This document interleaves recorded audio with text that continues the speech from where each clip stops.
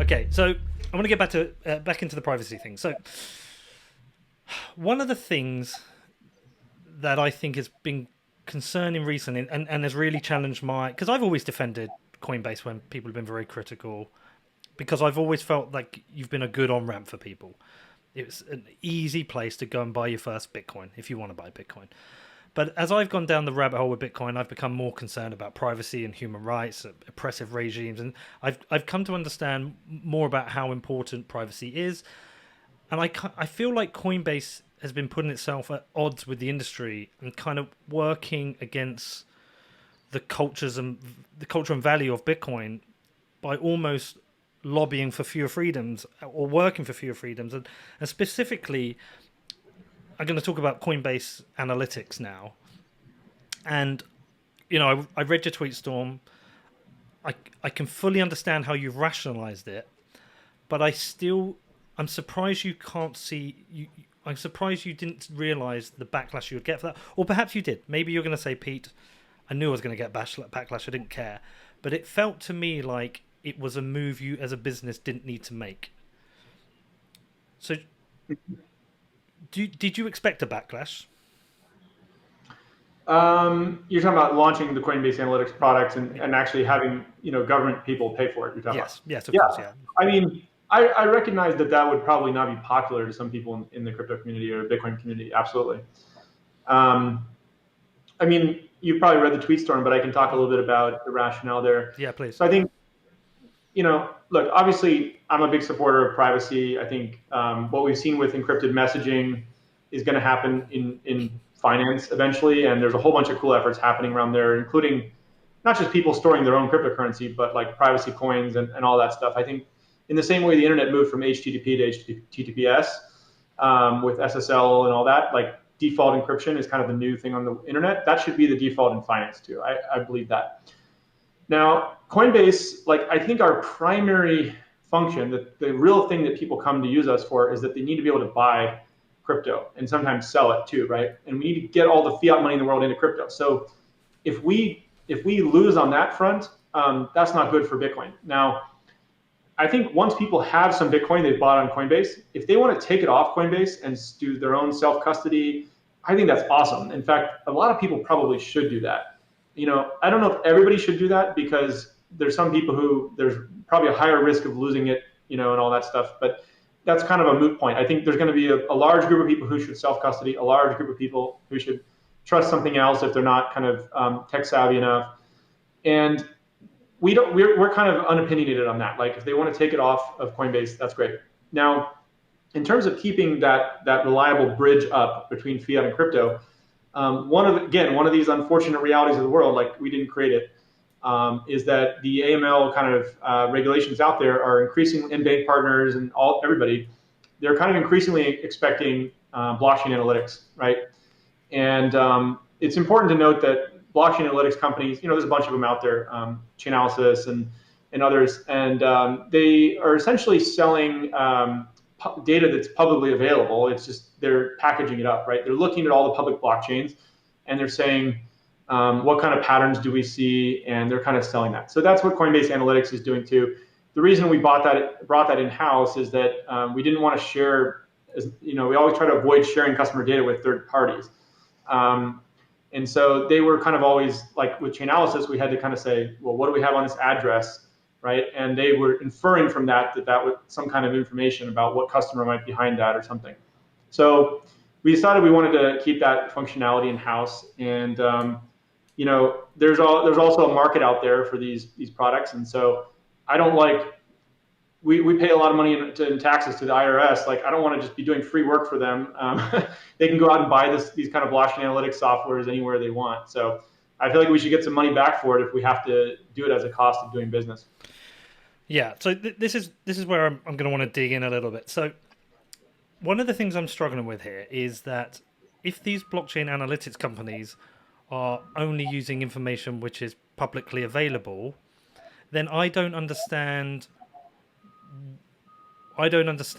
what the issue is with sharing information. What information would you be sharing with, say, Chainalysis if they're only using publicly available information? Well, I don't want to speak for third-party blockchain analytics Yeah. companies, but I can tell you just Coinbase. So for Coinbase Analytics, it's only looking at publicly available data, for instance. It's not kind of mixing any of the data between customers and what they're getting off blockchains. Yeah.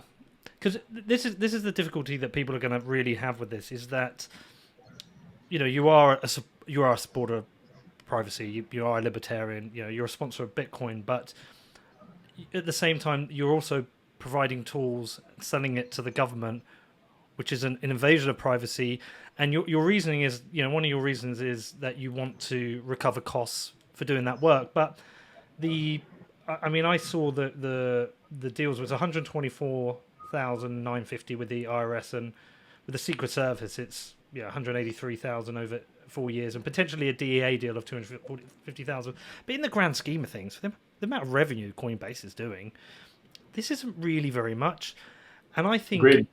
I would have thought scrapping that would be a small price to pay for protecting the privacy of your customers and not essentially lubricating what the government wants to do. Do you see what I'm getting at? Yeah. Well, a couple thoughts on that. So yes, I agree. The amount of revenue is pretty negligible in the scheme of things.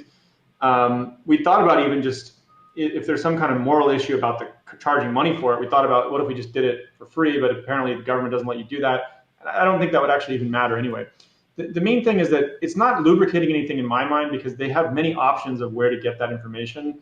There's 3, 4 major blockchain analytics companies. They can even just, if they really wanted to, build it themselves. It's publicly available data, right?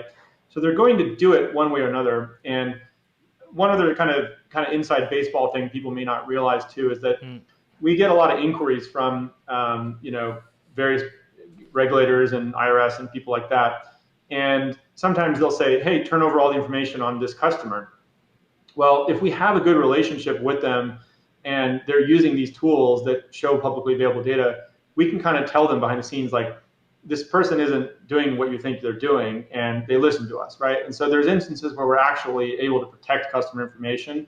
And it's basically just like a goodwill thing. Like, I know, you and I may kind of feel like the world should be different in terms of privacy and everything, but the people who work at these agencies, obviously they have a different worldview, right? And that's the law, so they're going to have to follow it. And if we just kind of like tell them, hey, F off, like, we don't want to help you, and we're just going to develop like a kind of hostile relationship with them where they're just going to request even more customer data from us. So it's one of these things it's about life. A lot of life comes down to relationships. Try to like help people if you can, and but we're going to push back if they try to go too far. Yeah, so I read one quote about the software as well. It said Coinbase Analytics data is fully sourced from online publicly available data and does not include any personal identifier information for anyone, regardless of whether or not they use Coinbase. So essentially, there is very little difference between the data that you provide and someone like Chain Analysis provides, or Elliptic, I'm guessing.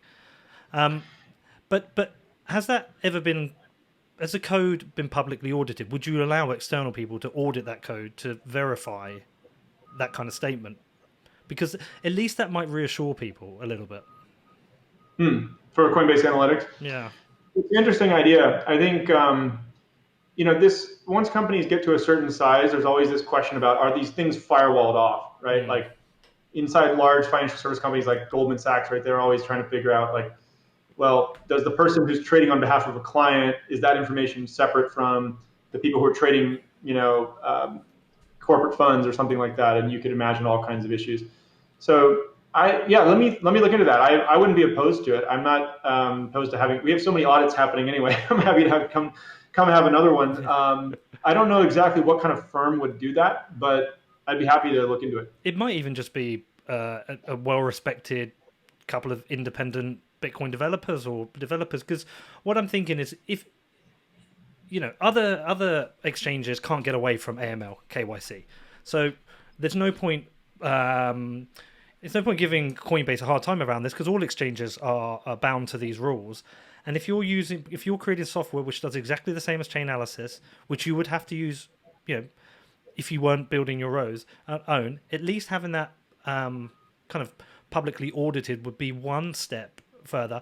I also think I don't know if you ever considered having a policy, a public policy in terms of your work with agencies and including communications on your website, because there's certain people in the world, I guess, who might be buying Bitcoin from you, who might not realize that the data may be being shared. So, specifically, I would think of perhaps American Venezuelans or American Iranians who might be using Bitcoin to send back to their family, and if they're buying it from Coinbase and they're not aware that this is trackable, this could endanger their lives, or certainly some of their freedoms or the freedoms of their families back home if this is tracked. Have you ever considered the implications of how that data might be misused by oppressive regimes? Yeah, well, first of all, I think that's probably a good idea. I'd be happy to. We have some internal policies about which clients we decide to work with and which ones we don't. There might be a way we can put out that more publicly. Happy to look into that. And yes, by the way, I do think the promise of an open financial system is that people everywhere in every country should have financial infrastructure and the ability to kind of participate in the global economy. So obviously, there's a number of rules in place for U.S. companies around how they can move money to these sanctioned countries, and I have kind of my own personal views on that. But that's the world we live in. I agree with you. I think there could be people who are caught off guard by that, and they're trying to just help their family in another country or something, and they accidentally run afoul of this.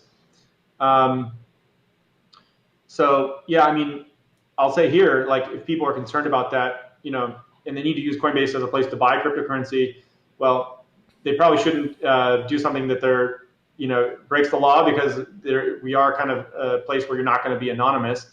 But hopefully, I'm hopeful that like the cryptocurrency ecosystem more broadly and Bitcoin generally can help people like that, even if they can't do it through Coinbase, because to me, that's just an important part of freedom for everybody in the world.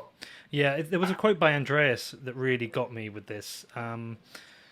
He said, "You lose your privacy today and you're punished later." So one of the problems with privacy is that you lose your privacy every day, but you don't pay the price for that until perhaps a lot later, and you can't immediately identify the moment at which your loss of privacy goes from something that is an inconvenience to a deadly risk. And he specifically talked about countries that perhaps go from maybe a liberal democracy to something more authoritarian. We've seen it in Hungary, we've seen it in Turkey, and perhaps these pools of data could end up being used against you. And I think that is the concern, and therefore it feels like perhaps with someone like Coinbase, you've gone from somebody that fights and supports privacy to perhaps, I don't know, just letting your guard down a little bit, maybe not fighting for the protection of privacy as much. I don't expect you to. Well, no, look, you should answer that how you want.